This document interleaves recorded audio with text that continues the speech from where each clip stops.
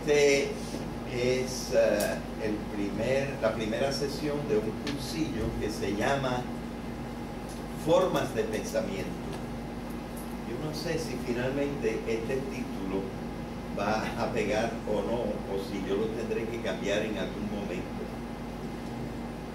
Yo ya tengo otro artículo en donde una parte se llama Formas de Pensamiento y no trato exactamente de la misma cosa. Está bastante relacionado. Pero ahora me parece, por el momento, que esta idea está bien. Y lo que pasa es que en realidad hay tres grupos que interesan bastante, que se distinguen bastante en el pensamiento y que no pegan, no empatan, no hay manera de que los unos se entiendan con los otros. Estos tres grupos principalmente son los científicos modernos. Ese es el primer grupo. El segundo grupo es todos los filósofos que ha habido en el mundo. Y el tercer grupo es los religiosos, gente religiosa y gente que piensa en otra cosa que se llama lo trascendente. Precisamente mi último cursillo, el del semestre pasado, se llamaba así: Crítica del Pensamiento Trascendente. Estaba reguindando de Kant, que tiene un libro que se llama Crítica de la Razón Pura y otro que se llama Crítica de la Razón Práctica. Pues yo también iba a tener mi libro de Crítica del Pensamiento Trascendente. Y el pensamiento trascendente es el pensamiento de la religión filosofada, más o menos pudiéramos decir, y también de los místicos y otras personas. Y este pensamiento había que criticarlo. Este pensamiento ha sido criticado y se le ha criticado de los dos lados. Se le ha criticado sobre todo por los que no creen. Los que no creen que estas cosas que dicen son una serie de disparates, sea que sean católicos, sea que sean budistas, sea que sean de algún otro tipo de religión. Me parece que son unos disparates, que eso no tiene sustancia, no hay forma de que uno pueda sacar algo concreto de ello. Yo, por mi historia personal, no soy de ese sentido. De una vez me abro aquí un poquito. Yo fui una persona que estuve 30 años como monje. Digo monje porque aquí no se entiende muy bien eso de hermano. Yo pertenecía como los maristas, hermanos de la Salle, etc. Yo era uno de esos. Y luego resulta que después de haber estudiado filosofía y psicología, me dieron un chance de estudiar teología y estuve 12 años en Europa estudiando teología, inclusive lenguas antiguas. Así que siempre me interesó toda esa parte. Pero también me doy cuenta que los que reflexionan sobre el pensamiento trascendente porque lo aceptan, también cometen muchas faltas de pensamiento. Y eso es la idea que yo tenía, tratar de ver si podía más o menos señalar, por una parte, dónde fallan aquellos que no consideran el pensamiento trascendente como algo importante. Y luego, dónde fallan, que son en otras cosas, aquellos que, siguiendo el pensamiento trascendente, espíritu diría ser chicotea. Y aquí vamos a hacer un ejercicio, uno de los días vamos a hacer un ejercicio con un texto del Papa Juan Pablo II, donde a mí me parece que se le chispoteó. Así que vamos a tratar, yo traté en ese cursillo de crítica del pensamiento trascendente de ver los dos lados. Bien, pero yo tenía otro artículo en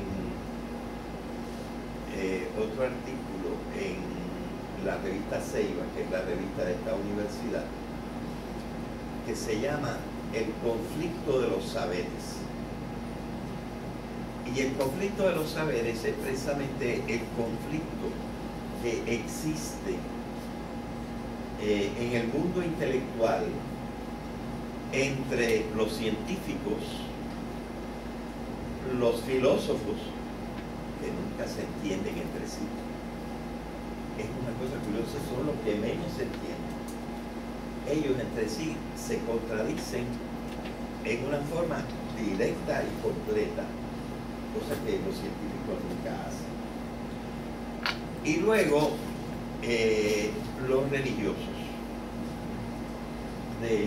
de varias religiones, las personas que piensan en el pensamiento trascendente. Y entonces, en ese veo que evidentemente la gente no coincide, y cada uno cree que ellos tienen la verdad y no se dan cuenta en donde los unos y los otros dejan de percibir cuál es el verdadero sentido de lo que dicen los otros. Y sin ser mago, realmente es posible ver dónde está el problema. Y el problema está en que, les estoy diciendo ya el secreto desde el principio, en que los tres tipos de pensamiento tienen tres tipos de lenguaje diferentes. Y entonces, por el lenguaje, no se entienden los unos con los otros. A veces hay que llegar, gracias a Dios, yo también llegué hasta hacer mi examen doctoral y lo aprobé en lingüística, pero no hice la tesis. Y me metí un poco en la lingüística para estudiar precisamente el lenguaje y cómo el lenguaje de cada uno de estos tres grupos de pensadores, cada uno con sus virtudes, pero también de vez en cuando con sus fallas, en dónde fallan y por qué no se entienden los unos con los otros. Así que yo me di cuenta que se podía hacer algo. Entonces, como he estado dando 4 cursillos, ahora quise dar como una visión de conjunto de los otros 3 y ponerlo todo en orden, ¿verdad? Ponerlo todo en orden de manera que ustedes tengan una idea de las 3 formas de pensamiento, y ustedes verán que ustedes van a entender mejor textos diferentes de los científicos, de los filósofos y de los religiosos, porque van a ver, yo creo que se acostumbren, va a haber esas diferencias en el lenguaje.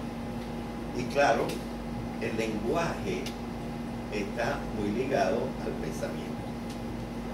Pudiéramos decir esto, y está dicho ahí en alguna forma: sin lenguaje no se puede pensar. O el pensamiento dura 3 o 4 segundos hasta que se nos borra de la mente. Porque el lenguaje es como el simbolito que se nos graba en la memoria y nos acordamos,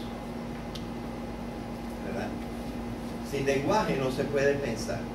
Y entonces, como cada uno de ellos tiene un lenguaje diferente, en donde, para decir ciertas palabras técnicas, el significante no empata de la misma manera con el significado ni con el referente.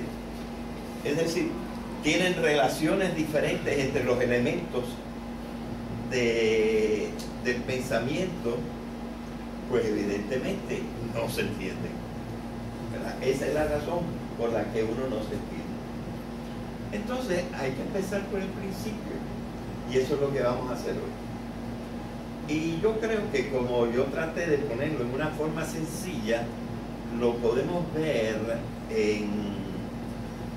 ¿Quién va a llevar quién va a pasar el... ¿Dónde está Yegus? A ver si tú pasas.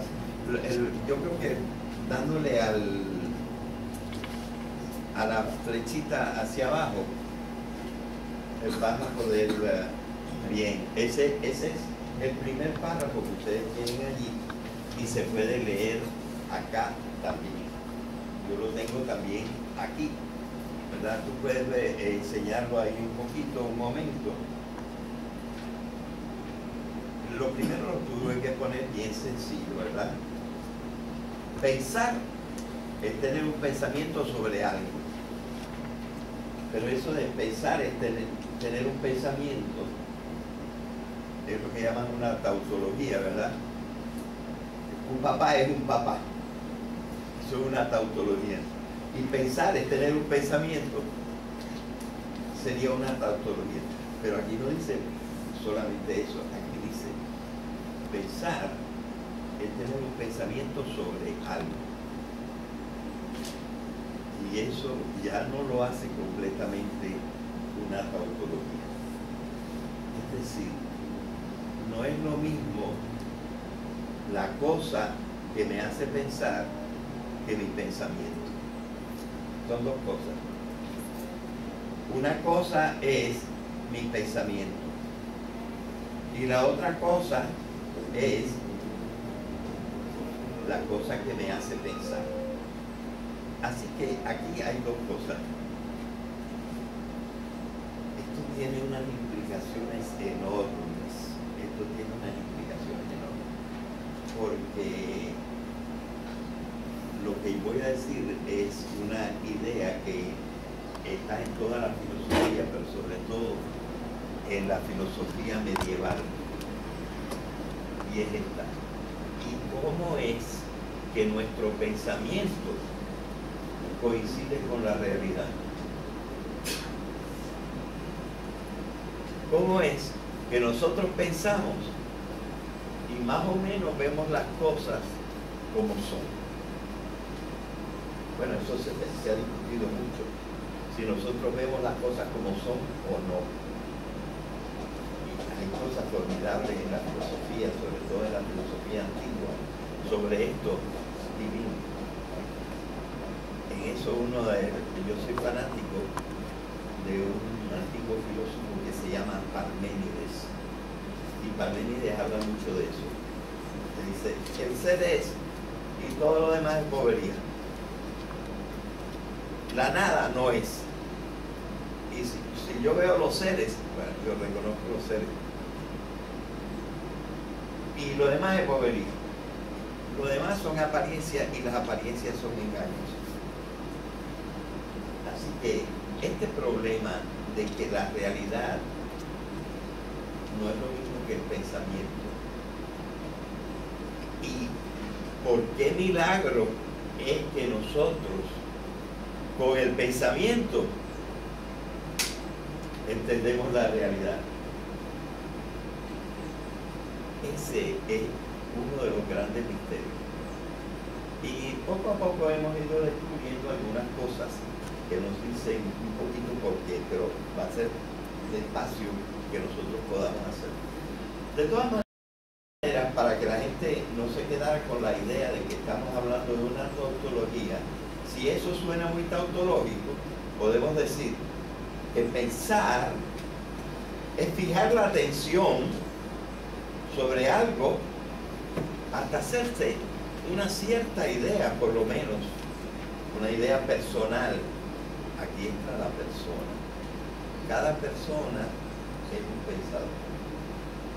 Y entonces la persona va a tener una cierta idea de lo que está viendo, de lo que está oyendo, en general de las cosas que percibe, y va teniendo una cierta idea de ello. Pero fíjense, hay la persona, que es la que tiene el pensamiento, y otra cosa que no es esa persona. Claro, la persona también puede pensar en sí misma, y entonces más o menos coincidiría. Es como si él se mirara en un espejo. Pero estamos hablando más bien de que todo el mundo lo primero que ve es ver otras cosas que no son él, ¿verdad? Y entonces se forma una cierta idea de las cosas que percibe. Y entonces eso es pensar. Y claro, nosotros lo que queremos es que haya una correspondencia entre la cosa y el pensamiento. Y eso es lo que no es muy seguro. Eso es lo que hay que ir aprendiendo. Ver cómo nosotros entendemos las leyes del pensamiento, las leyes del lenguaje y una serie de cosas que van a permitirnos equivocarnos menos. Siempre nos vamos a equivocar un tanto, pero vamos a ver cómo nosotros damos con lo que las cosas son. Y eso es lo que quisiéramos. Y ese es el movimiento del que está pensando. El que está pensando lo que quiere es encontrar qué es eso que está allá afuera y tener una idea lo más exacta posible de esa cosa que está allá afuera. Eso que yo llamo un algo que está ahí. Algo es una palabra general, pero es una palabra muy elevada. Es uno de los 7 trascendentales. Un día hablamos de esto. Algo es lo contrario de nada. Y como decía Parménides, la nada no es. Así que todo lo que es algo. Y entonces nosotros lo que tenemos que descubrir en cada pensamiento es algo, ¿verdad? Y eso es lo que estamos buscando. Pero resulta que ese algo puede ser real, y un día vamos a explicar qué quiere decir real. Todo el mundo entiende lo que es real, pero formularlo cuesta un poquito de trabajo. Y lo vamos a tratar de formular un poquito más tarde. ¿Qué cosa es lo real? Pero también puede ser fantasioso.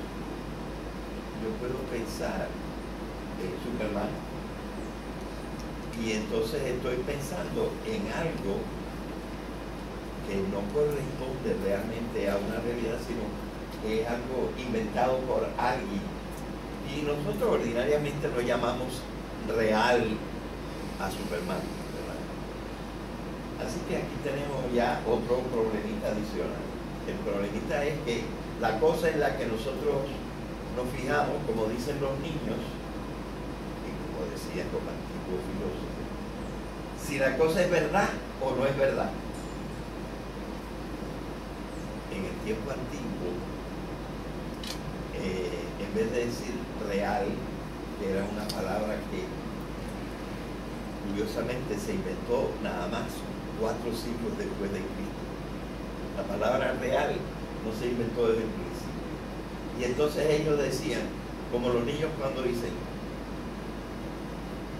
papá, Santa Claus es verdad.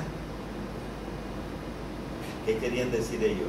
Santa Claus es real, ¿verdad? La palabra verdad en los antiguos es lo que se llama la verdad ontológica. Ontológica quiere decir con referencia al ser. ¿Tiene ser o no tiene ser Superman? Bueno, y cuando yo digo Superman es verdad, estoy utilizando la palabra que usaban los antiguos para real. Esa es la palabra que ellos usaban porque la palabra real todavía no existía. Así que Esta cierta idea se puede llamar una representación de ese algo. Me gusta la palabra representación porque indica eso. Tú tienes el pensamiento y tienes algo sobre lo que quieres pensar. Son dos cosas. Pues tú tienes algo que está presente y entonces eso que está presente no solamente está presente allá afuera, sino que ahora tú pensaste en él y está en tu cabeza. Es una representación de lo que está afuera. ¿Verdad? Esa duplicidad es muy importante para el pensamiento.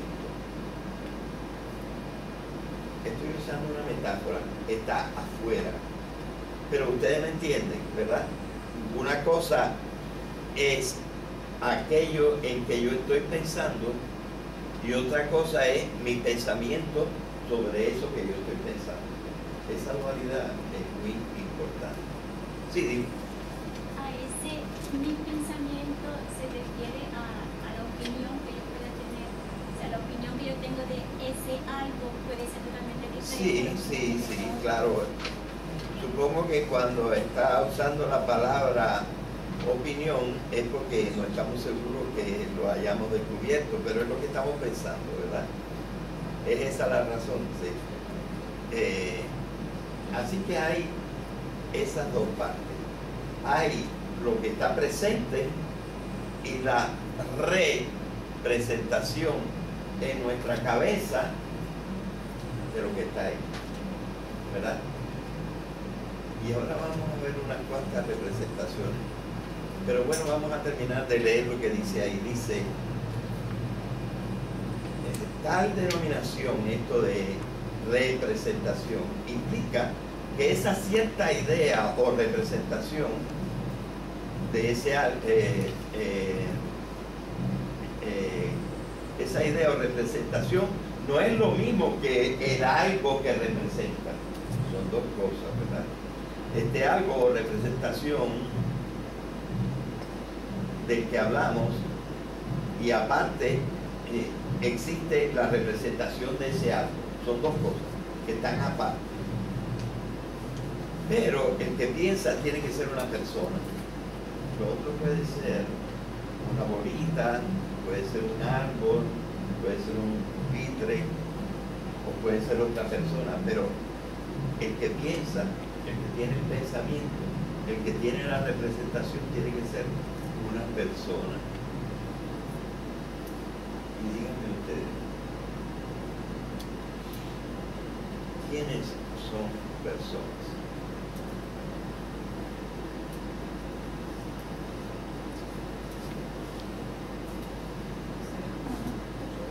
Nada más.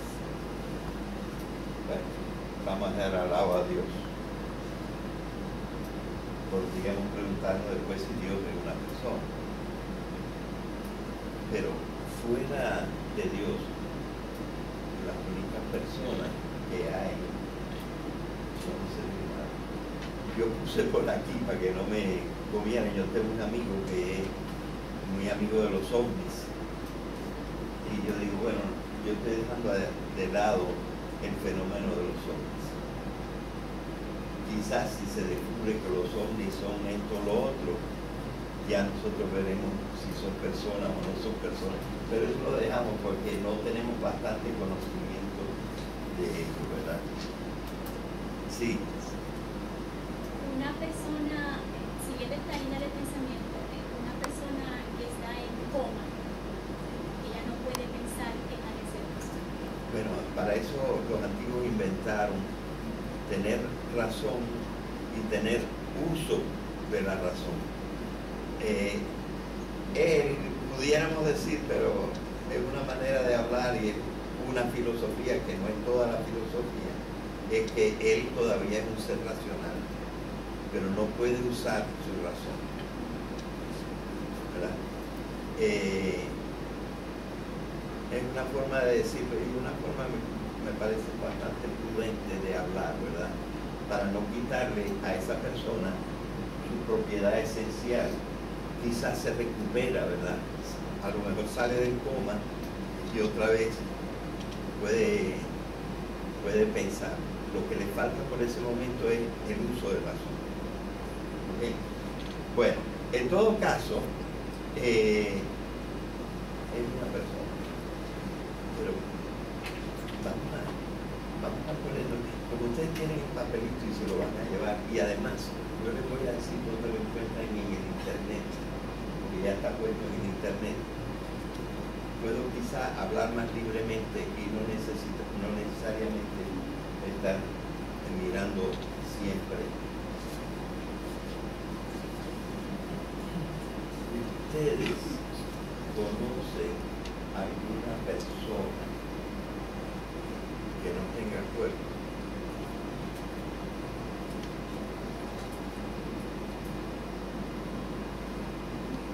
¿Ustedes han sabido de alguien que se haya muerto y esté pensando?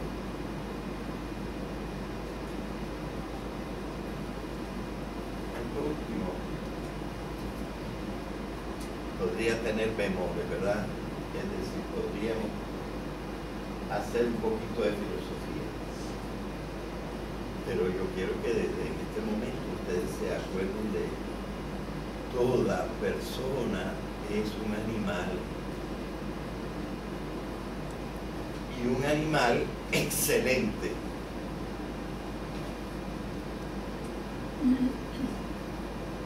Y vamos a decirlo ahora así: para ser persona hay que tener un organismo, hay que tener un cuerpo.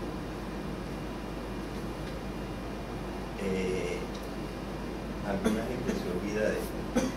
Por el momento, una serie de problemas filosóficos los tenemos que dejar de lado.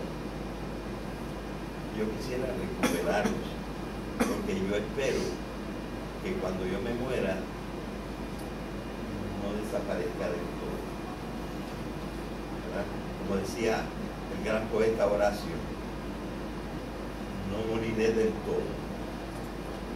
Pero ese es un asunto que por el momento, para el estudio, tenemos que dejarlo aparte, porque con los datos que tenemos, solo más tarde, cuando hayamos armado un gran aparato, podemos pensar en ese problema. Así que por el momento, eso lo dejamos, como dicen algunos filósofos, en epogeo. Lo dejamos en suspensión. No lo negamos y no lo afirmamos. Lo dejamos ahí hasta que podamos atacar ese problema. Pero por el momento ese problema lo tenemos que dejar. Y aquello en que nosotros vamos a pensar por el momento es esto: toda persona necesita tener un organismo para pensar, y cuando ese organismo se descompone, la presunción es que se acabó el pensamiento, ¿verdad? Se acabó el pensamiento. ¿Cómo se empaca la cosa de la sobrevivencia? Algo que tenemos que ver con un jugueo. Pero cuando se dice más allá, cuando se dice arriba o se dice abajo, estamos usando un lenguaje diferente, y este lenguaje diferente se llama la metáfora. Que hay algo arriba, que hay algo abajo, que hay algo más allá, o hay algo antes, no son maneras exactas de hablar, son maneras metafóricas de hablar. Como si. Y miren, la metáfora es una gran manera de hablar. Nosotros no podríamos pensar sin metáforas. Y el hecho de que sean metáforas no quiere decir que sean falsas, pero son otra cosa. Son otra manera de pensar. Y tenemos que darnos cuenta de eso. Las metáforas son otra manera de pensar. Y entonces, si por el momento nosotros dejamos de lado la metáfora, no lo podemos hacer por mucho tiempo, podemos hacer por un momento pensando en alguna cosa. Si dejamos fuera la metáfora, el pensamiento lo tienen las personas mismas. Ese es el pensamiento de que nosotros estamos hablando, ¿verdad? Sin negar otras realidades que pueda haber. Y la persona tiene que estar viva, o sea, pensar es entrar en interrelación consciente con algo. Esa es una definición ya bastante buena de pensamiento. Ahora voy a hacer otra pequeña reflexión. Si ustedes abren los diccionarios, por ejemplo, todas las personas que terminan en miento, o todas las palabras que terminan en miento, o todas las palabras que terminan en ción,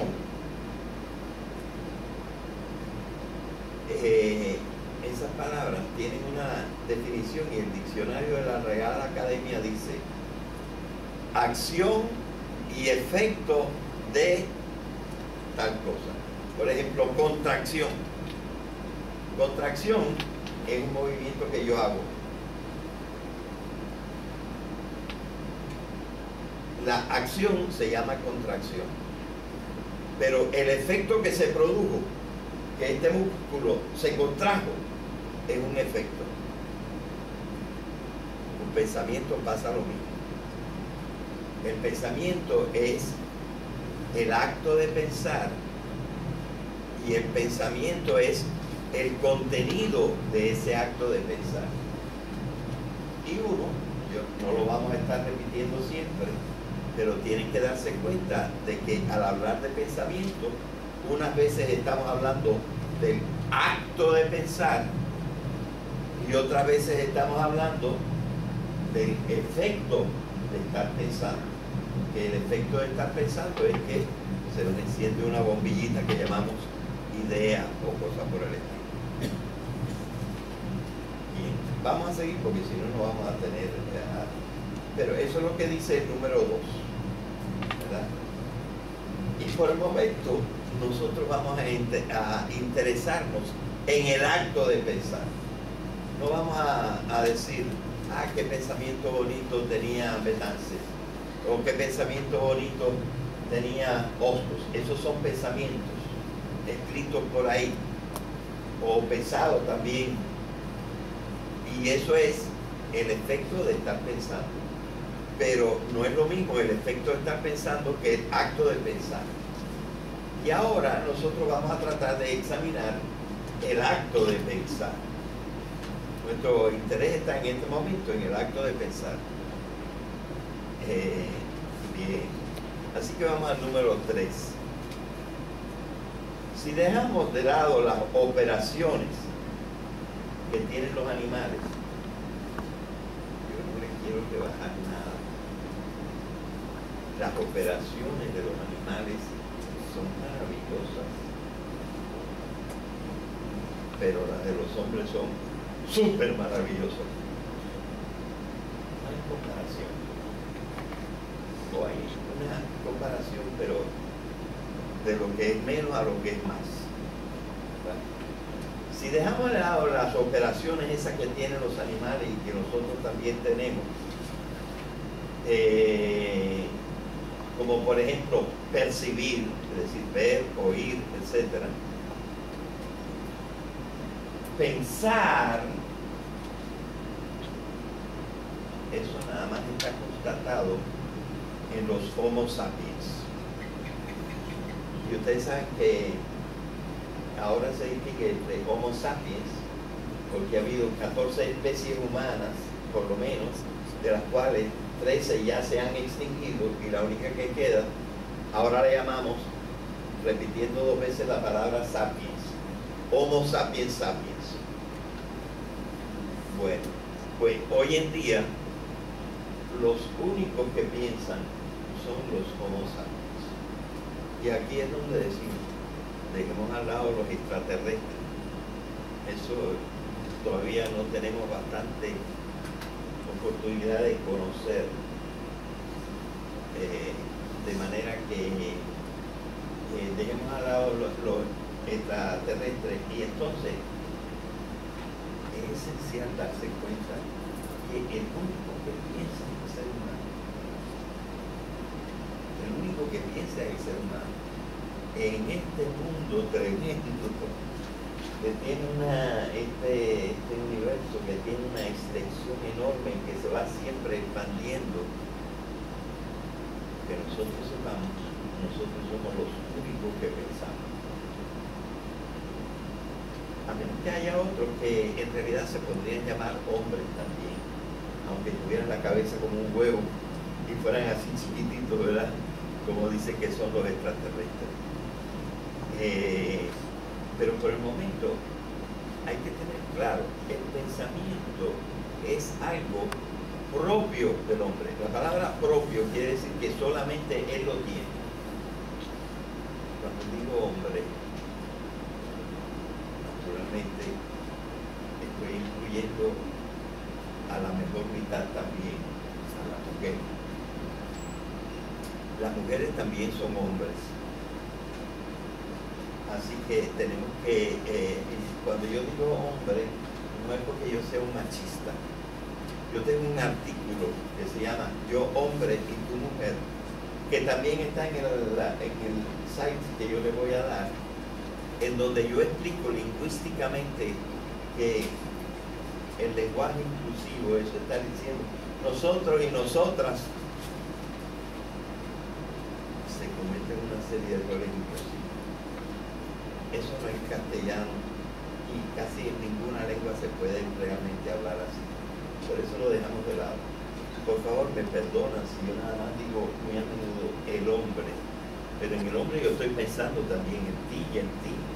No es que no estamos aquí en cuestiones de sexo, estamos en las cuestiones del ser humano. Y toda la vida se había dicho, y el español es una lengua que habla así y es el tipo de lengua que nosotros tenemos. Y aquí ustedes no encuentran ni a Rosario Ferré, ni a Ana Lidia Vega, ni a Carmen Lugo Filippi, ni a Magali García Rami, ni a nadie de eso que esté con la bobería ese de nosotros y nosotras. ¿Cómo yo voy a decir nosotras? Mientras que nosotros nos comprende a todos, a los hombres y a las mujeres. Es un pequeño aparte, ¿verdad? Para que no me crean que yo estoy hablando como un machista. Bien. Ahora volvamos sobre las representaciones. ¿Se acuerdan que decimos que hay la cosa presente y la cosa representada otra vez en mi mente? ¿Verdad? Pues aquí yo hago una gradación de las representaciones. En el número 4 hay una gradación de las representaciones. Las representaciones que tenemos durante nuestros actos de pensamiento van desde unas que son muy sencillitas hasta otras que son mucho más complejas.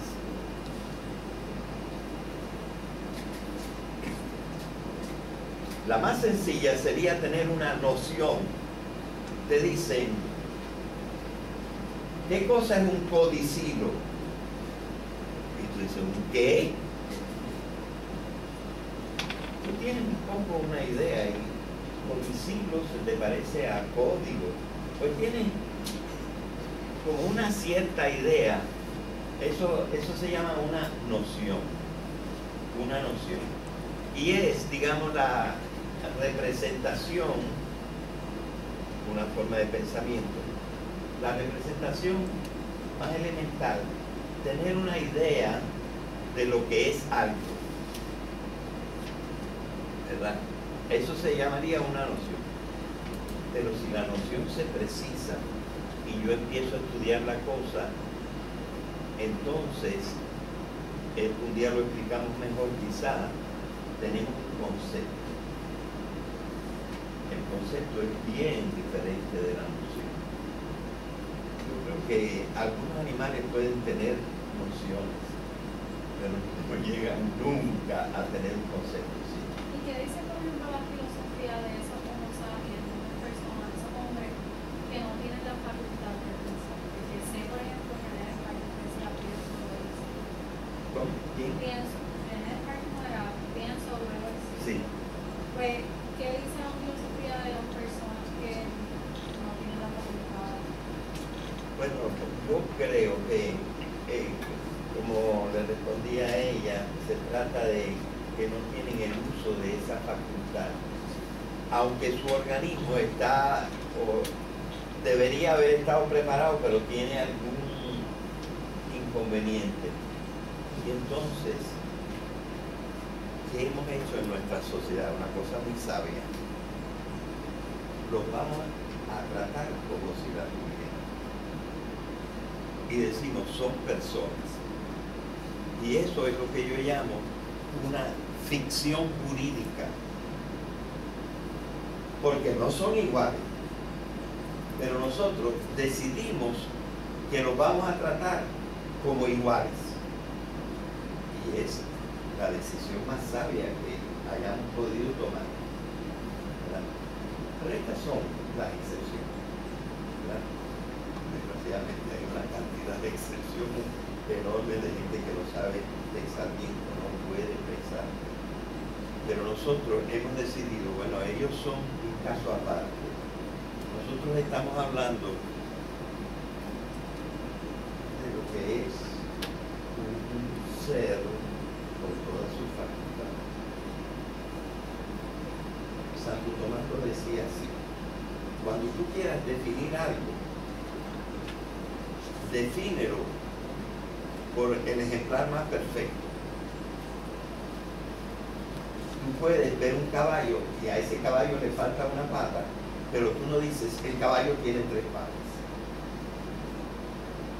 Da la casualidad que no todos los caballos llegan a la muerte con 4 patas. Pero tú piensas, cuando estás definiendo caballos, no te fijes en el caballo que le falta una pata. Fíjate en el caballo que tiene 4 patas, porque ese es el verdadero caballo.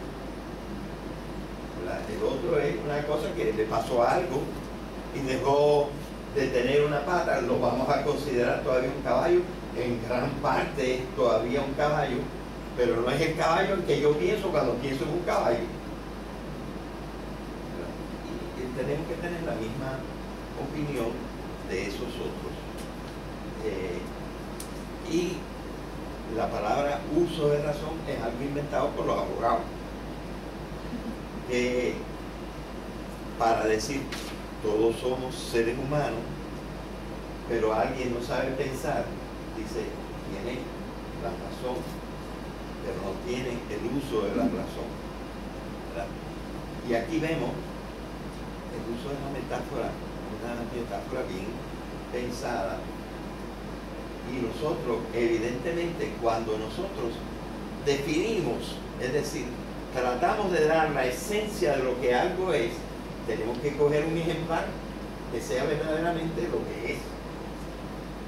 Y nosotros pues lo dejamos aparte porque no son lo típico. Pero en la sociedad, por las leyes que hemos determinado, los vamos a tratar igualito que a los demás. Y por eso aquí, por ejemplo, insisten tanto en los intenidos mentales, por ejemplo, y los niñitos, y hay que darle y gastar un dinerazo que desde un punto de vista económico no va a resultar muy bueno. Pero no nos atrevemos y no queremos de ninguna manera quitarle su derecho. Pero esta es una invención, es una ficción jurídica. Y gracias a Dios que hay ficciones jurídicas, pero no es una realidad en sí. Eso es lo que podemos decir. Y acuérdate de esa frase de Santo Tomás: las cosas se definen por sus ejemplares perfectos. Sí. También hay que pensar qué significa pensamiento, porque tenemos grandes líderes en diferentes áreas de trabajo y me dicen, wow, pero ¿cómo habla? ¿Qué forma de expresarse? Esa persona está loca, ¿cómo es posible que haya llegado a tener el cargo que tiene? Y también podemos ver personas como Einstein, que decía que era un loco y resultó luego que era un pensante. O sea, hay que definir en este caso qué significa pensar. Bueno, sí, todo el mundo tiene pensamiento y todo el mundo falla. Al mismo Einstein dice que falló en algunas cositas, ¿verdad? Todo el mundo falla, pero aquí estamos hablando por el momento, lo que yo estoy diciendo en este número 4 son los diferentes modos de representación. Se empieza, y esto yo lo voy a explicar mejor en otra clase, esto es nada más una especie de comienzo, ¿verdad? Primero se tienen nociones. Después de las nociones logramos a veces tener conceptos. Les voy a decir cuál es la diferencia. El concepto es abstracto y la noción es más bien imaginativa, ¿verdad? Pero el concepto se puede combinar con otro concepto. Por ejemplo, el concepto de pájaro se puede ligar con el concepto de volar. No es lo mismo el concepto de pájaro que el concepto de volar. Y yo digo, el pájaro vuela, pero esto ya no es un concepto. Y sin embargo, es una representación. Es una representación más perfecta de la realidad, que me permite entender más cosas que simplemente digo, un pájaro. Pero ahora digo, el pájaro vuela. Ya he precisado mucho más. Esta es una representación que se llama un juicio, que tiene un sujeto y un predicado. Y está haciendo una afirmación. Y entonces puede ser verdad o mentira. Mientras que el pájaro está diciendo todavía, no está haciendo un juicio. Ese es nada más un concepto. Pero los conceptos se pueden combinar y entonces tenemos una representación más perfecta de la realidad en los juicios. Pero allí no termina la cosa, porque yo puedo combinar un juicio con otro juicio, con otro juicio, con 7 juicios y sacar una conclusión. Y entonces yo he hecho un razonamiento, me he representado la realidad en más dimensiones y ahora veo el origen, veo esto, veo las causas, veo los efectos, veo ciertas cosas. Es decir, que un razonamiento es más completo, es una manera de representar más perfecta que el juicio. Así que tenemos noción, concepto, juicio, razonamiento, y por ahí se sigue para adelante. Como yo digo un poquito más abajo, ¿verdad? Los argumentos, las pruebas, las largas exposiciones, las teorías, los tratados de esto o de lo otro, las narraciones, los cuentos, Cervantes, las visiones del mundo, la visión del mundo o cosmovisión es ¿qué pienso yo del universo? ¿Qué pienso yo de la realidad? Ya llegaste a una representación de la totalidad, es lo más alto que hay, ¿verdad? De manera que una representación es una cosa graduada, que empieza con las nociones y termina con una cosmovisión, una visión del mundo, una visión de la realidad con los principios que informan la realidad y toda la filosofía que yo he comprendido y asimilado. Y ahora ya tengo una idea grande, qué clase de pensamiento tengo ahora. ¿verdad? Todo esto es pensamiento, y todo pensamiento en cuanto efecto es una representación de la realidad. Todo pensamiento es una representación de la realidad, más perfecta, menos perfecta, más exacta, menos exacta. Pero lo que yo estoy buscando con el pensamiento es representarme la realidad. ¿Cómo son las cosas? ¿Verdad? Así que eso es una cosa muy importante. Ahora bien, para pasar de una noción a un concepto, para pasar de un concepto a un juicio, para pasar de un juicio a un razonamiento, para pasar de un razonamiento a una teoría, la mente tiene que hacer una serie de operaciones. Y esas operaciones existen, las llamamos operaciones mentales, y las vamos a estudiar en otra clase. Ahora estoy simplemente presentando el hecho de que las representaciones se logran gracias a que el pensamiento tiene unas operaciones. Y ahora, ¿por qué ustedes están en esta clase? Porque probablemente comprendieron que si ustedes saben cuáles son las representaciones y saben cuáles son las operaciones y saben hacer mejor las operaciones, van a saber pensar mejor. ¿Verdad? Así que la idea de esta clase es estudiar la estructura y el funcionamiento del pensamiento y vas a tener una visión más clara de la realidad. Vas a estar en el mundo y vas a comprender las cosas mejor. Y cuando alguien hable, tú te vas a fijar en la manera en cómo dice las cosas y dice, este está usando este tipo de pensamiento. Y por lo tanto, para ser bueno con él, yo lo voy a entender como él lo está diciendo. Lo voy a entender dentro de la validez que tenga la manera en que está usando las palabras. ¿Verdad? Y enseguida nos llega la Biblia que dice que Dios cogió un poquito de arcilla, le dio forma y luego le sopló en la nariz y se hizo el hombre. Entonces yo me voy a fijar con qué palabras lo estaba diciendo. El que lo dijo creía que Dios tenía boca. El que lo dijo creía que Dios tenía mano. El que lo dijo creyó que la costilla.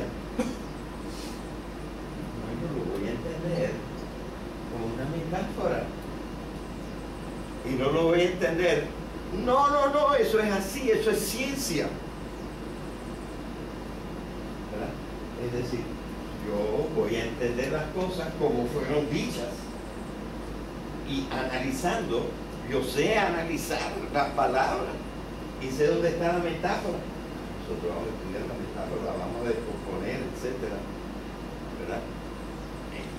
Pero el asunto es ver que uno precisamente va a examinar qué forma de pensamiento tú estás usando.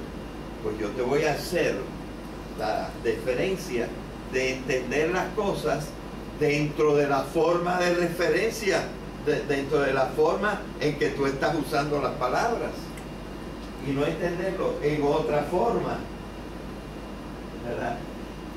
Ya ven ustedes que una de las cosas que nosotros queremos es pues separar y entender las cosas, cada uno como las cosas en realidad han sido dichas.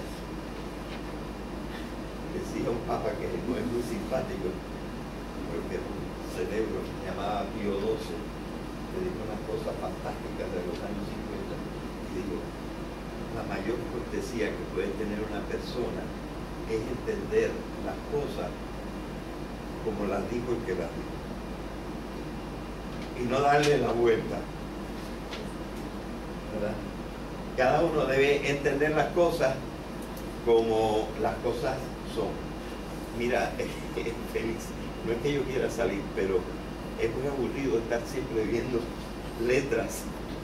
Mientras que como yo me muevo y me pongo un poco payaso, pues es un poquito más divertido después para que lo... Ok.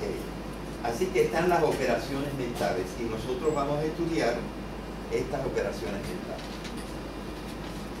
Ahora, señor, otro problemita que yo siempre tengo en clase. Actualmente es como un 15% que la gente, por una serie de razones, viene con la idea de que no se puede admitir la evolución. Que la evolución es de los ateos y que no se puede admitir la evolución. Pues entonces no hay nada que hacer. Y entonces uno tiene que ir muy despacito y volver.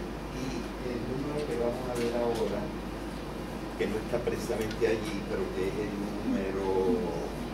número 6, implica que el mundo, el universo entero es evolutivo. El universo entero es evolutivo. Darwin, cuando pensó en la evolución, no se fijó en las piedras. Apenas se fijó en las plantas, que sí se fijó un poquito en las plantas, pero sobre todo se fijó en los animales. O sea que la evolución era sobre todo un estudio de una parte de la realidad, y esa parte de la realidad eran los animales.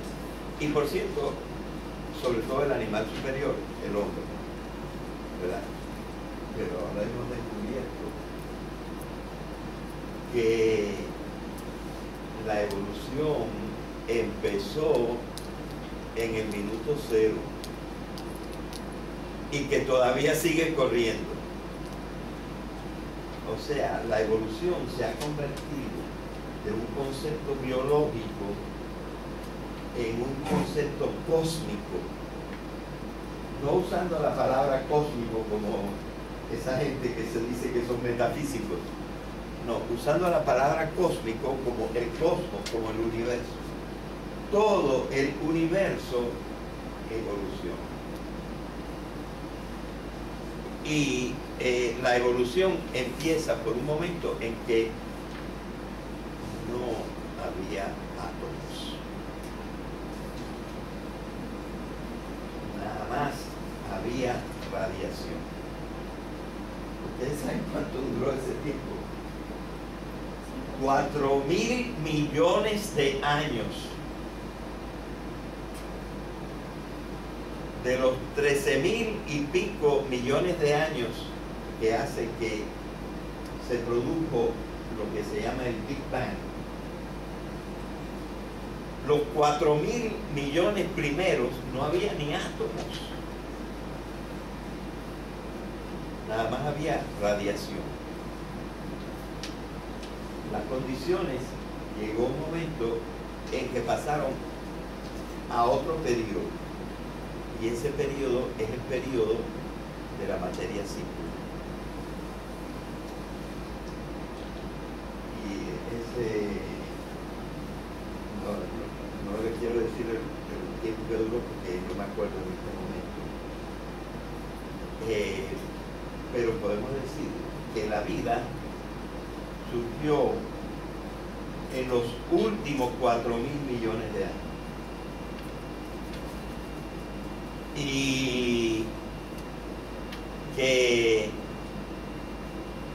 los homínidos, que comprenden también a los monos y a unos intermedios que se llamaban los australopitecos, y después al Homo sapiens sapiens, vinieron después. Hay una comparación que quizás algunos de ustedes conozcan. Vamos a suponer que esta es la vida del universo. No es lo mismo un billón en español que en inglés. El billón inglés es más chiquito. Tiene 3 ceros menos. Tiene 3 ceros menos. O sea, un billón en inglés, y mejor dicho, en americano, aunque ahora se lo están achacando también a los ingleses. Un billón inglés es 1.000 millones. Y un billón en español es 1 billón de millones. Así que tienen más ceros. Pero vamos a decirlo, lo decimos en inglés porque uno estudia tanto inglés, ¿verdad? Esto es algo así, 13 billones, punto 4 de años. Si esto lo reducimos y decimos que este es el 1 de enero y este es el 31 de diciembre, ustedes saben cuándo apareció el ser humano aquí, como a las 11 de la noche del 31 de diciembre. Y menos todavía en los últimos segundos si consideramos el ser humano Homo sapiens sapiens, porque el ser humano Homo sapiens sapiens apareció nada más hace 40.000 años. Entonces, mira, 42.000 años si contamos los 2000 después de Cristo. Así que es ayer que apareció. Bueno, pues para hablar del número 6, nosotros tenemos que pensar ya en esto, ¿verdad? El tiempo tiene sus diversas etapas. Tiene su etapa de radiación, su etapa de materia simple, su etapa de química, combinación de átomos y moléculas, y luego tiene su tiempo de vida, y lo último que apareció fue la conciencia. Y esto evidentemente yo creo que algo vamos a tener que decir en el curso de esto, pero es desde el punto desde que yo estoy partiendo. Yo estoy partiendo porque el pensamiento es pensar sobre la realidad, y entonces tenemos que tener una cierta idea de la realidad, a la que voy a dedicar, si Dios quiere, la clase siguiente. Entonces, lo que estaba diciendo es que nosotros tenemos que tener en consideración eso, y que todo consiste en la complexificación. Las cosas eran más simples antes, y lo que se complexifica, esto sí es un poquito difícil de decirlo al principio, son los constituyentes individuales de la realidad.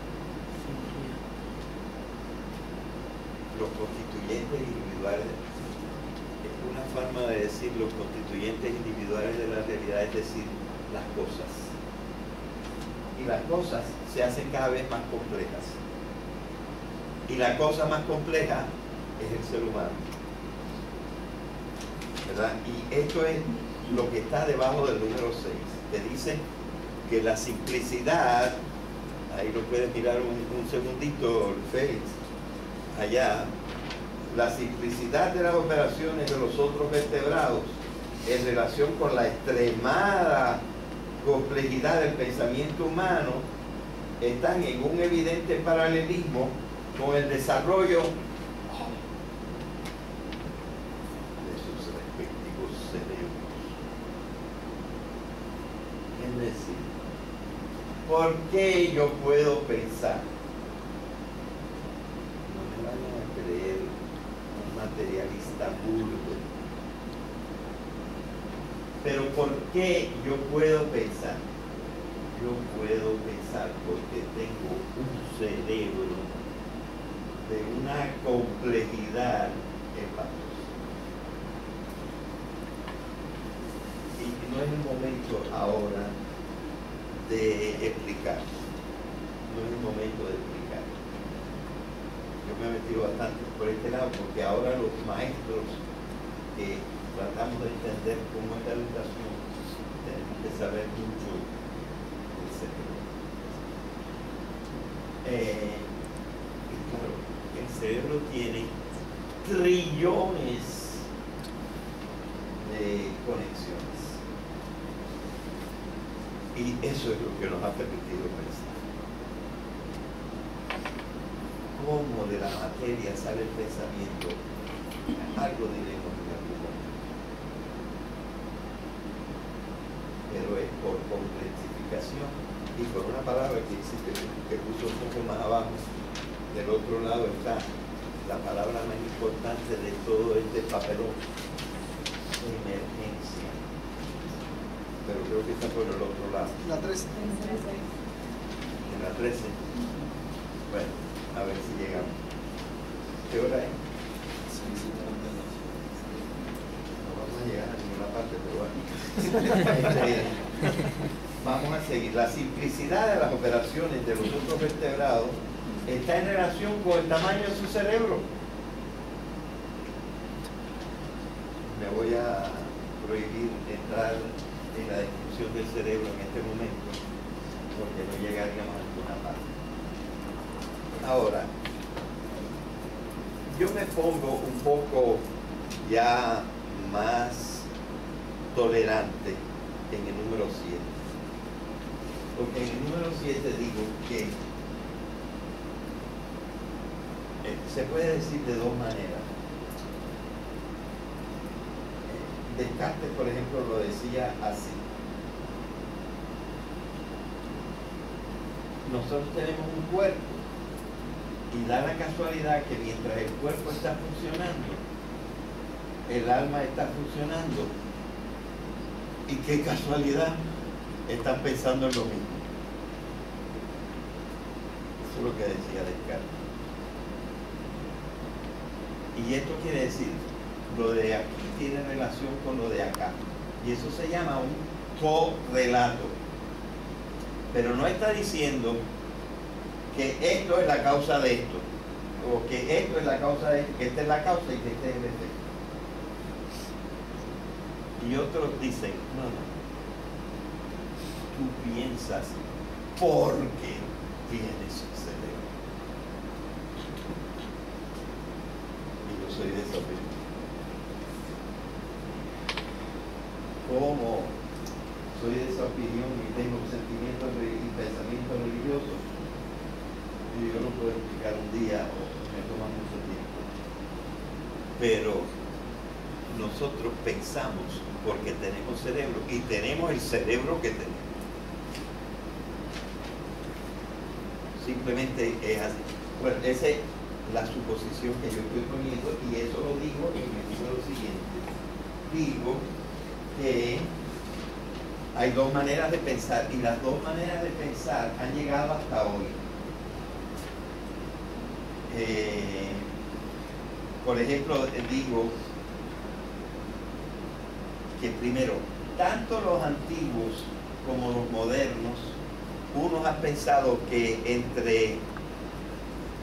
en nuestro cuerpo y el pensamiento nada más hay una correlación. Y otros han pensado que entre el cuerpo y entre el cerebro y el pensamiento no hay solamente una correlación, hay una causalidad. El que causa el pensamiento es el cerebro. Y yo me inclino a la segunda, ¿verdad?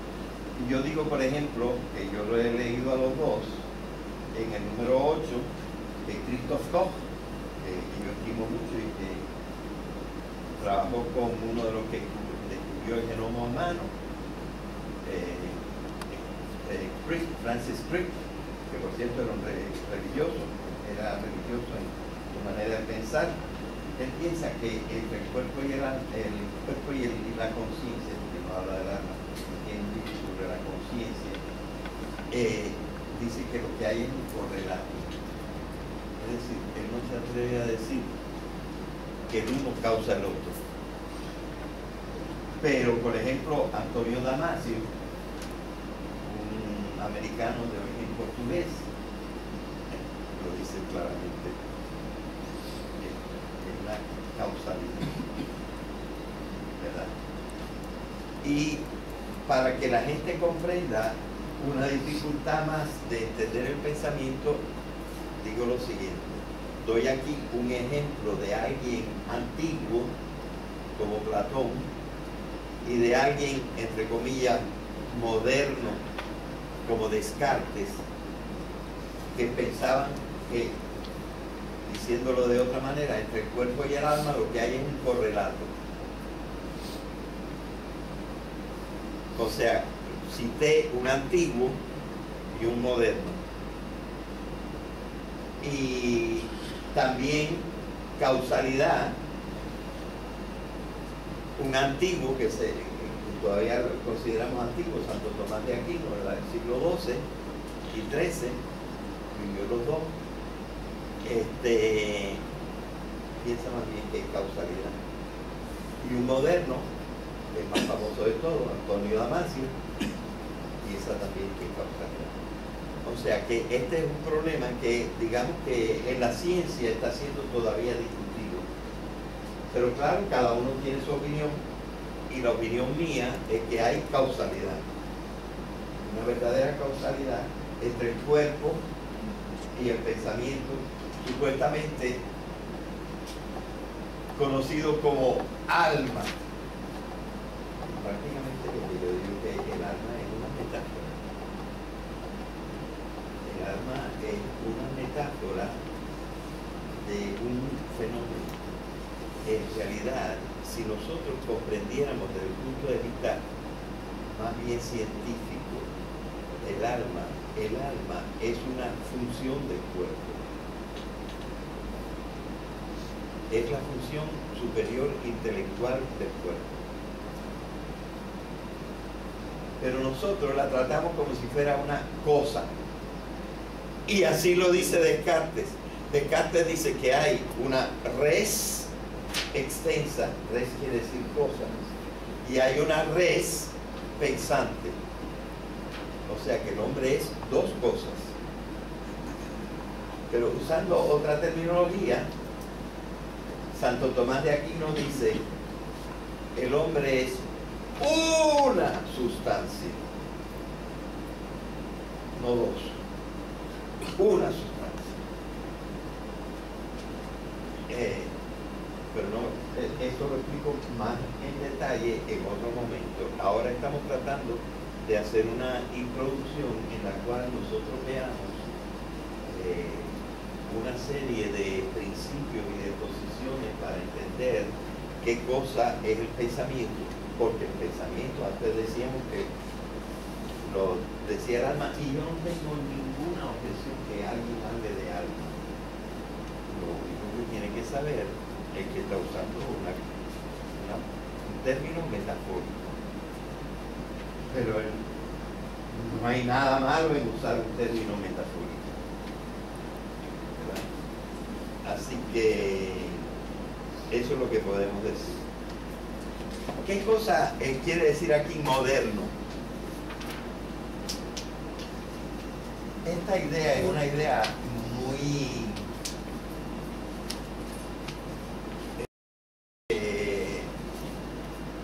característica de la filosofía moderna.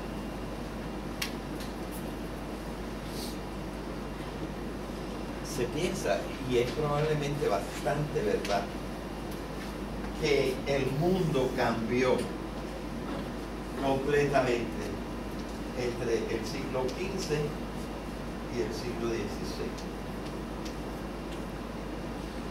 Y del siglo XVI para acá empieza lo moderno. Del siglo XV para atrás y antes de Jesucristo, eso es lo antiguo. Y lo que se llama la modernidad empieza con una etapa que se llama la Ilustración. que fue, entre otras cosas, cuando se compuso la primera enciclopedia, la de Diderot. Y eso simplemente para decir que eso es lo que estoy queriendo decir cuando hablo aquí de moderno. Y que esta discusión que estamos teniendo es una discusión que se ha tenido desde el tiempo de Aristóteles y quizá desde antes también, porque Platón tenía una idea contraria entre el cuerpo y el alma. Y Platón era de los que creía en que el alma existía antes que el cuerpo y luego tuvo la desgracia de caer en el cuerpo. Y Aristóteles fue el que le dio la idea a Santo Tomás de decir no, el cuerpo y el alma son una sola cosa. Así que el pensamiento filosófico antiguo y el moderno, ambos tienen las dos explicaciones que están en el número 7 y el número 8, ¿verdad? Así que eso es lo que está explicado en el número 9.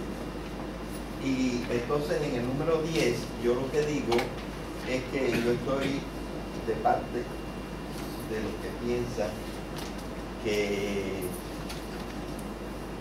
el pensamiento está producido por el cuerpo, está producido por el organismo, pero nuestro organismo es completísimo y entonces permite eso. Eso es un poquito difícil de entender, yo lo comprendo y alguna gente puede, y yo no quiero que ustedes ahora lo crean, lo único que estoy diciendo es que así es como yo pienso y que voy a tratar de explicarlo porque yo pienso así, porque he estado pensando en eso mucho tiempo, he torcido la cabeza para tratar de pensar en esa cosa y yo he llegado a esa conclusión. Así que vamos del otro lado, ¿verdad?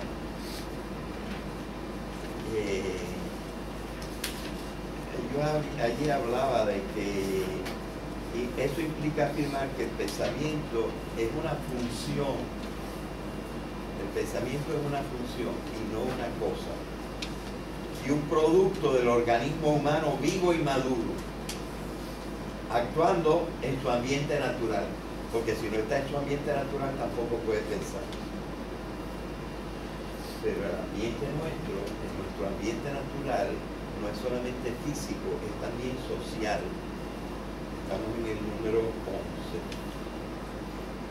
Bueno. Ahora, otra cosa sobre el pensamiento. Una cosa en la que no pensamos muy a menudo. El hombre, que es el que está frente a la cosa, porque ahí está la cosa presente, y el hombre, como es un organismo, también es una cosa, pero una sola cosa, no dos cosas. El hombre es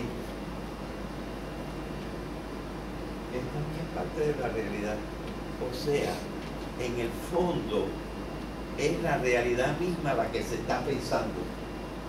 La realidad se piensa a sí mismo en nosotros. ¿Entienden eso? Porque nosotros somos parte de la realidad. Es decir, este es un pedacito de carne que conoce el resto de las cosas. Pero él también es carne. Igual que las cosas que, muchas de las cosas que conoce. O sea, el pensador es parte de lo pensado. Está hecho de átomos, de moléculas, de calor, de energía, de montones de otras cosas, igualito que lo que está pensando, que está hecho de átomos y de moléculas. Miren, todo es esto.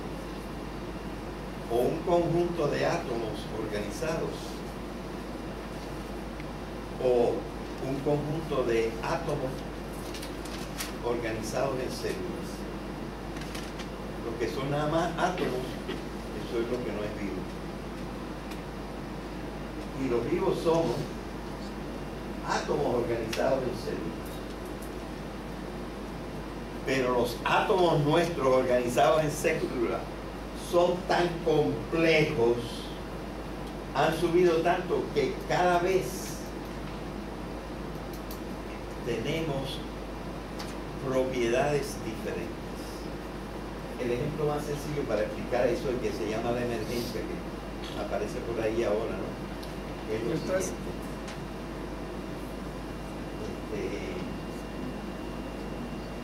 ¿Qué cosa es el agua?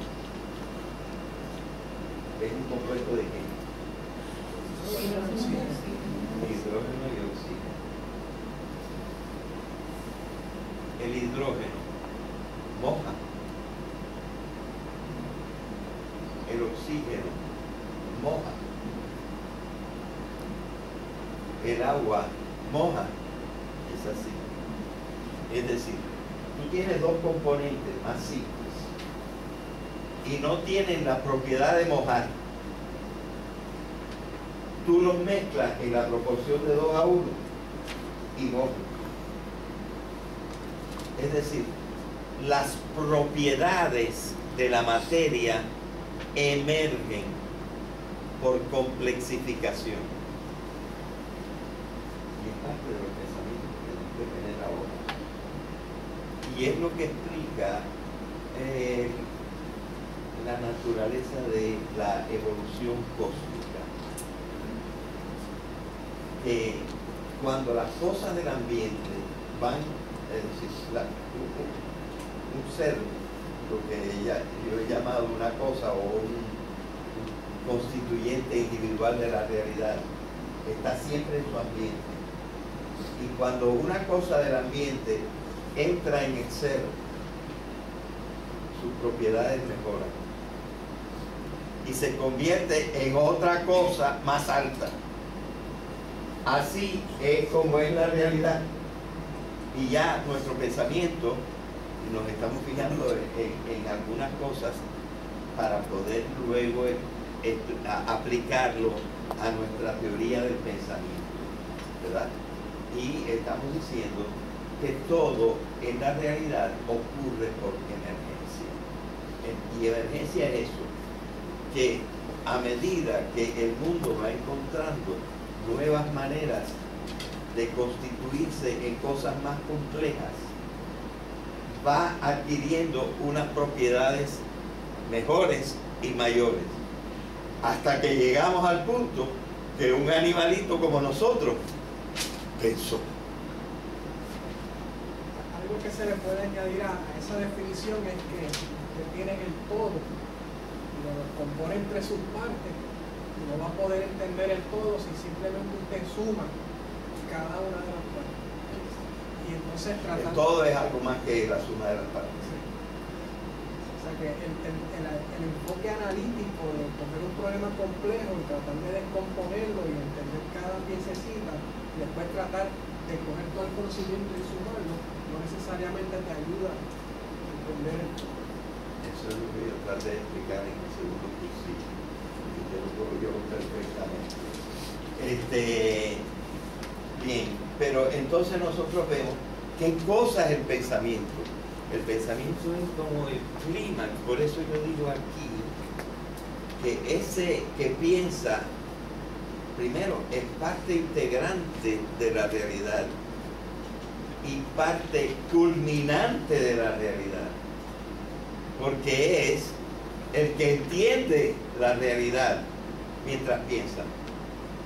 El hombre entiende la realidad mientras piensa.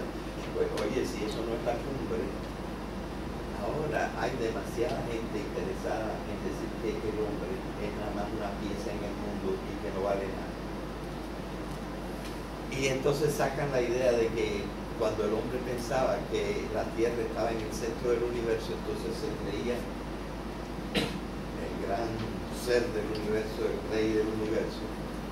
Y que cuando Copérnico o Kepler descubrieron que no, que estábamos ahí tirados en un rincón del universo, ya el hombre no se puede sentir el gran ser del universo. ¿Cómo no? ¿Cómo no? ¿Quién piensa? Nada más el hombre. ¿Quién comprende el mundo? los lagartijos.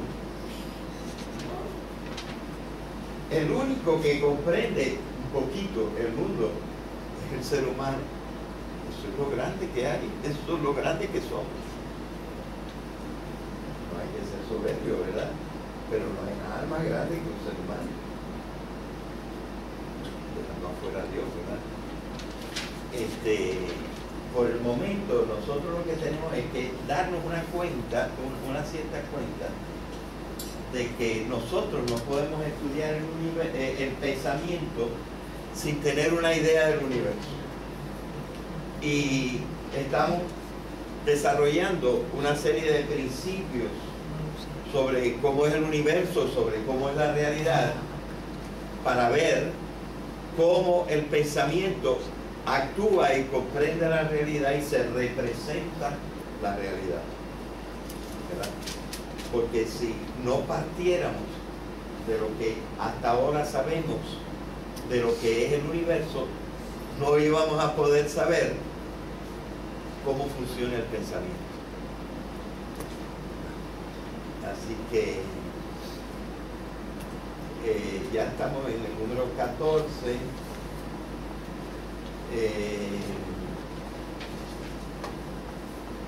Bien, fíjense, más o menos, como les digo, la cosa empezó por la radiación,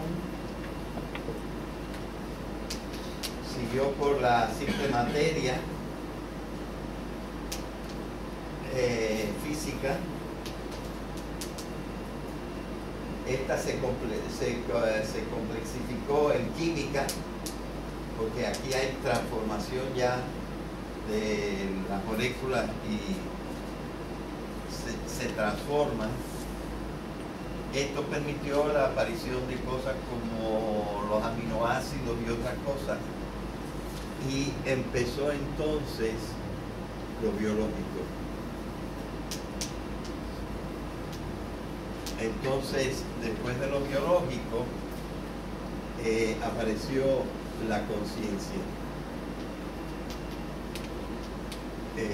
Ya desde hace como 30 años, la Real Academia por fin puso conciencia también, que se puede escribir con SC.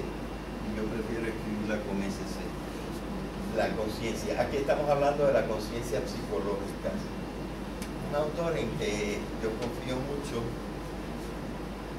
ha agregado otro detalle, que es la conciencia moral. Es decir, la forma más alta de existir es la ética. Es la ética. Es decir, el universo es una especie de pirámide, en donde cada vez menos y menos cosas son más y más altas, ¿verdad? Y está organizado más o menos así el universo. Y aquí, en la parte alta del universo, es donde se desarrolla el pensamiento, ¿verdad? Eso es más o menos lo que estamos diciendo. Y tenemos que estar viendo las cosas más o menos de esa manera. Es decir, que es muy importante para entender el pensamiento, entender lo neurológico. Y aquí yo hablo de los procesos neurológicos que culminan en el pensamiento, que es mayormente consciente, no son ellos mismos conscientes. Es decir, tú no sabes lo que está pasando en tu hipotálamo, tú no sabes lo que está pasando en tu lóbulo occipital, donde se desarrolla la visión en 17 diferentes partes del lóbulo occipital. Uno te da la orientación, otro te da el color, otro te da esto, otro te da lo otro. Y tiene que pasar por 17 partes. Tú no sabes que esto está ocurriendo. Y lo único que sabes es el resultado. Veo. O sea, nosotros no estamos conscientes de los procesos neurológicos de donde sale la conciencia. Eso es lo que estoy diciendo en el número, creo que es el número 14, ¿no? Y luego, bueno, en el 14 digo otra cosa muy importante. digo que el pensamiento no se da solo. El pensamiento siempre se da con las otras funciones superiores. La función de, para decirlo de una forma sencilla, de querer, es decir, de la voluntad, y en la función de sentir, vibrar, tener sentimientos, afectos.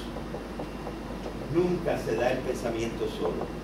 Y los afectos y las voluntades afectan el pensamiento. Y el pensamiento afecta los sentimientos y la voluntad. O sea que todas estas cosas están integradas, ¿verdad? El pensamiento no se da solo. Y eso también ocurre y a veces hace que nosotros nos engañemos, ¿verdad? Porque nuestros sentimientos van por un lado y lo que vemos va por otro y nos vamos por los sentimientos, ¿verdad? O sea, hay una serie de cosas que estudiar y eso es lo que estudia fantástico libro de Daniel Goleman que se llama Emotional Intelligence, en donde nos dice cómo la conducta está afectada y cómo uno tiene que ser un artista para torear sus sentimientos, ¿verdad? De manera que sus sentimientos no afecten sus pensamientos, ¿verdad? Porque nosotros ordinariamente pensamos por las cosas a las que tendemos y que queremos, y a veces no nos separamos lo suficiente para pensar objetivamente, sino que estamos afectados por una serie de cuestiones sociales, afectivas, volitivas, de costumbres y de cultura y una serie de cosas. También unas manipulaciones, ¿verdad? Ya la hora se acabó, pero ¿qué tal si, no sé, si adelantamos un poquito y por lo menos ustedes se lo leen,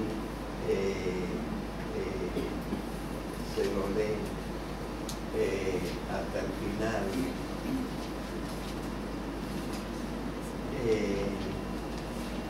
No se sabe cuándo empiezan esos pensamientos. Ahora yo tengo mi primera nieta, y tiene 8 meses, y mi hija, que es inteligentísima y que tiene 2 o 3 maestrías, se ha puesto a estudiarla, y es maravilloso cómo ella va descubriendo y describiéndonos a nosotros cómo se van integrando las cosas en que el pensamiento de la niña, que ahora tiene 8 meses, se van logrando. Por ejemplo, ella dice que había un periodo, digamos a los 6 meses, en que si la niña no veía una cosa entera, no la reconocía. Si parte de la cosa estaba ocultada, ella no la reconocía. Pero ahora, cuando ve una parte de la cosa, ya reconoce la cosa, aunque la otra parte esté ocultada. Es decir, todo es integración, integración, integración, integración, hasta que las funciones se van haciendo cada vez más perfectas y uno va entendiendo mejor, ¿verdad? Así que eso es más o menos lo que dice por ahí en uno de estos números. Y entonces las cosas que aumentan el pensamiento están en el número 16. El juego, el ejercicio, la riqueza del ambiente, las experiencias placenteras, los contactos interpersonales, la exposición al habla. Miren, eso de los contactos interpersonales. Como yo soy tan viejo, cuando estudié pedagogía, la pedagogía no se estudiaba en la universidad, sino una cosa que se llamaba la escuela normal. Pero en esa escuela normal había que hacer una tesis, aunque todavía no estábamos en la universidad. Había que hacer una tesis, y yo hice una tesis sobre las emociones en los niños. Y Y tuve que hacer una serie de experimentos y fui a un orfanatorio. Y en el orfanatorio tenían unas cuantas empleadas buenísimas, pero cada niño recibía muy poca atención. Si lloraba, lo cogían, lo manipulaban, le daban y lo volvían a poner, porque tenían que atender a otro enseguida. O sea, esos niños tenían una atención, digamos, sumándolo todo, 5 o 10 minutos al día de atención personal. Y entonces yo hacía experiencias con ellos para ver sus reacciones afectivas de esto, de lo otro. ¿Y qué encontraba? Muy bajo nivel. Ninguno era un niño anormal, pero simplemente la cantidad de relaciones interpersonales era mínima. Y por lo tanto, el desarrollo de esos muchachos era muchísimo más lento que la nieta mía, que la tiene siempre actuando e interactuando con ella. Y está en un cuidado fabuloso ahora en México, pero fabuloso el cuidado, mucho mejor que el que tenían en New Jersey. Las relaciones interpersonales despiertan el pensamiento. Y son algunas de esas cosas, ¿verdad? Así que el pensamiento se puede ir desarrollando. Y también a un cierto nivel, un curso como este puede ser que les permita a ustedes empezar a tener una idea un poquito más exacta del diálogo humano, del discurso humano, de cómo son las cosas, de cómo la gente dice las cosas, y que entonces nosotros lleguemos a tener pues un pensamiento más amplio, más conocedor de todas las cosas y distinguir. Todo en el universo es distinguir, no creer que las cosas son todas iguales, ¿verdad? Y entonces uno va, sí. En cierto punto tenemos tolerancia. También eso le permite a uno tener más tolerancia, ¿verdad? Porque dice, bueno, él está hablando en este sentido, ¿verdad? Él está hablando en el otro sentido. Y uno va conociendo una serie de cosas. Así que, bueno, hasta ahí es donde pudimos llegar. El 18 va a ser, más específicamente, la tercera conferencia mía. La segunda va a ser sobre pensamiento y realidad, que ya hemos metido un poquito ese tema, ¿verdad? Todo el mundo firmó. Ajá. Bueno, yo creo que si a ustedes les está bien, ¿qué les parece la hora? 2 veces en semana, porque yo creo que si lo tenemos una vez en semana se hace y se pierde. Así que por eso un poquito a marcha forzada, tenemos 2 horas sin interrupción, pero tratamos de organizarnos a ver si podemos adelantar, porque miren, estas cosas casi no se estudian en la universidad. Este es un conocimiento bastante interdisciplinario, que tiene de filosofía, tiene de psicología, tiene de ciencia, tiene de filosofía de la ciencia, tiene de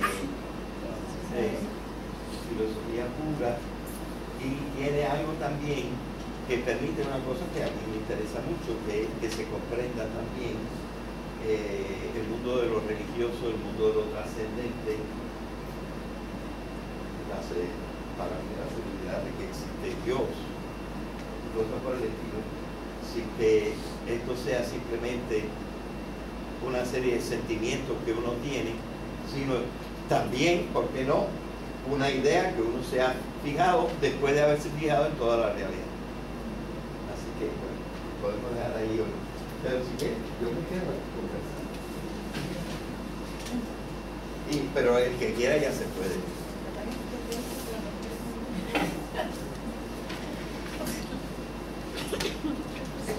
¿Alguna sugerencia? Sí. ¿Podría explicar el 21? El 21.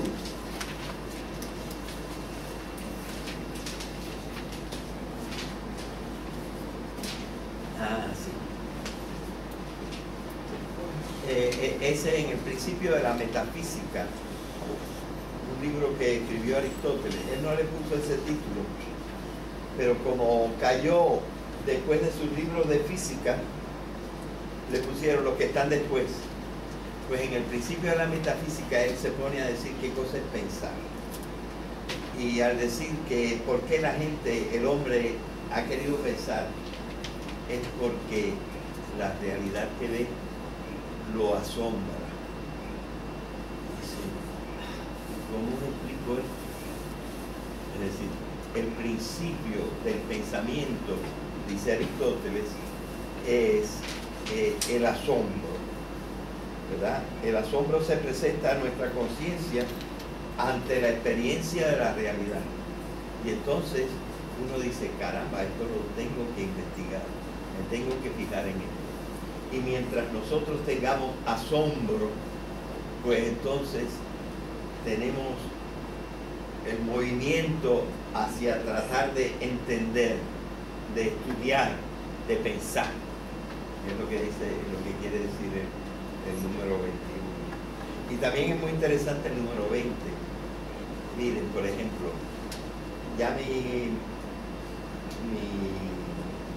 mujer le regaló un jueguito que a mí me fascina también, a la niña, que todavía no lo sabe usar bien, que es que aquí tiene que meter una estrellita, aquí tiene que meter un cubo, porque tiene un huequito, aquí tiene que meter un cilindro. Eso usa mucho en películas. Así se usa. La primera manera de pensar es manipulando objetos.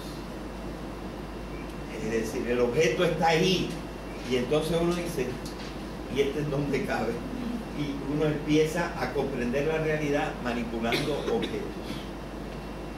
Pero después la maestra le está diciendo, ¿y cuántos son 4 y 3? Y el niño cuenta 3 dedos y 4 dedos, y dice, son 7. Pero luego la maestra dice, no, las manitos atrás. Y entonces él tiene que imaginarse los dedos. Entonces, ya este es un progreso porque no está pensando con el objeto presente. Ahora está pensando con la imagen que se ha formado del objeto. Y la tercera es cuando la idea se ha pegado a la palabra, ¿verdad? Y entonces él tiene la posibilidad por el lenguaje de ir comprendiendo, ¿verdad? Así que hay diferentes maneras en que también en una progresión, porque tú no le vas a hablar al niño si todavía no conoce las palabras, ¿verdad? Y no puedes tener imágenes si apenas conoce sus dedos. Así que la cosa tiene que ir por orden, ¿verdad? Y cada vez, fíjense, se va despegando más de la realidad y la representación va siendo menos presencia, porque ahora la presencia es a través de una palabra, antes era a través de una imagen y al principio era a través del mismo objeto que estaba presente. Pero desde que tienen un añito, pues es un viejito, porque ellos no leen la información. Por ejemplo, los que les gustan los casos, campos de que aquí los mandan a convencional y saben que les ponen un juego. Ah, sí. Sí, un hijo mío, cuando tenía 3 o 4 años, no sabía leer, pero sabía lo que decía la palabra por los colores, donde decía Coca-Cola, donde decía esto, donde decía lo otro, ¿verdad? Y si la cosa era una imitación, pues él decía Coca-Cola de la misma manera. Tenía la forma en que se escribe Coca-Cola. Así que esto es un proceso, y en este proceso lo que nosotros vamos a ver es que este proceso tiene sus explicaciones, ¿verdad? Y nosotros vamos a ir explicando algunas cosas que nos permitan comprender el mundo y entender el lenguaje, para poder entender lo que es el pensamiento. Pregunta, usted mencionó al principio de la clase que el lenguaje está tan ligado al pensar que si no conocemos el pensar. Sí. ¿Cuál es su opinión entonces al respecto de los animales? Entonces, climáticamente se ha designado el lenguaje de científicos, no hay relación con ellos que están expresados. Se dio un caso de un gorila que rompió una mano y culpó con un gatito que tenía de los pasados. ¿Está pensando en ir hacia su definición o en la Bueno, la respuesta viene, puede, mira, vieron Perry, o yo, lo que yo estaba diciendo. Fíjate, la respuesta es a través de la idea de emergencia, Los fenómenos nuestros son con cerebros más evolucionados, pero algo tienen ya los animales, de manera que algo tienen. Y ahora están enfatizando eso, pero para mí lo están enfatizando demasiado, porque después ninguno de ellos ha escrito un libro de física. Es decir, la distancia es inconmensurable. Y por más que por cierto que también hay otra cosa, que estos animales experimentados, de experimentación, están en una relación grande con los hombres y aprenden de los hombres y entonces imitan muchas cosas. Es decir, sin querer negar que hay unos principios, porque algunos están diciendo, están tratando de decir que los animales tienen algunos principios éticos, ¿sí? Pero ninguno tiene los otros. Dicen que los brazos, si vemos que va a estar medio cansado, le dice así, y el que va primero, que va hacia atrás para eso es como acomodar. Exacto, pues, y dicen una serie de cosas, ¿verdad? Hay un artículo de eso, del algoritmo de los animales. Sí. Pero No, y esas cosas. ya entramos entonces en el lenguaje metafórico. Bueno, esas son realidades. Son realidades porque sí, evidentemente ellos se ayudan los unos a los otros y cosas por el estilo. Pero hay también una serie de cosas en el cerebro. El cerebro tiene 3 circuitos. Nosotros lo explicamos, ¿verdad?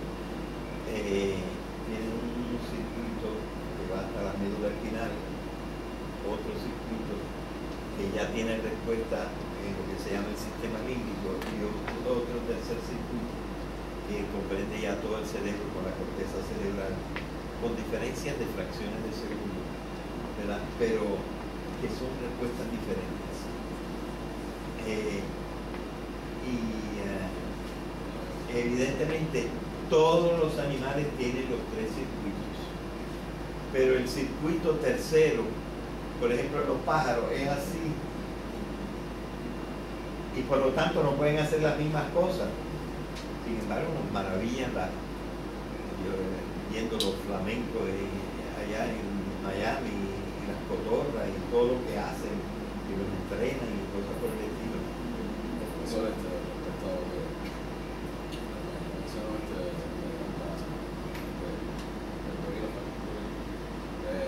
Que nosotros también en la clase hemos mencionado los tipos de conducta que refleja la estructura y la racional, porque los animales pues, tienen la instinto quizás como si lo fuéramos a ver como un pensamiento, pues entonces como un nivel menos avanzado de pensamiento. Sí, sobre todo ese pensamiento no está basado en un verdadero lenguaje. La maravilla del lenguaje humano es la articulación. Esa articulación fonética, sintáctica, semántica. Yo quisiera, bueno, yo les dije alguna cosita en la clase. Una M. Una M se parece mucho a una P, pero tiene dos diferencias. O sea, la M y la P se pronuncian ambas con los labios. Pero la N suelta aire por la boca y por la nariz, y la P nada más por la boca. Segundo, en la M hay movimiento de las cuerdas vocales, en la P no hay movimiento de las cuerdas vocales. O sea, que la articulación del lenguaje empieza antes de la letra. Es decir, la M lo que tiene es dos puntos de salida: voz y labialidad. La P tiene solamente un punto de salida, no tiene voz y tiene labialidad. Y entre las dos está la B, que es como una M, pero que no suelta aire por la nariz. Y entonces nosotros no decimos que es lo mismo pan que pan. ¿Y la diferencia cuál es? Que una salió nada más por la boca y tenía voz, y la otra salió también por la boca nada más y no tenía voz. Y ya nosotros cambiamos el significado. Bueno, o sea que eso se llaman los rasgos. Después de los rasgos vienen los fonemas. Los fonemas están articulados en sílabas. Las sílabas están fonéticamente articuladas en palabras, pero sintácticamente están articuladas en prefijos, sufijos y lexemas, o raíces. Es decir, la complejidad, luego sujeto, predicado, modificador del sujeto, modificador del predicado. Es decir, la estructura articulada del lenguaje es lo que permite que nosotros podamos tener millones de ideas. Es decir, es la articulación del lenguaje la que nos permite todo este tipo de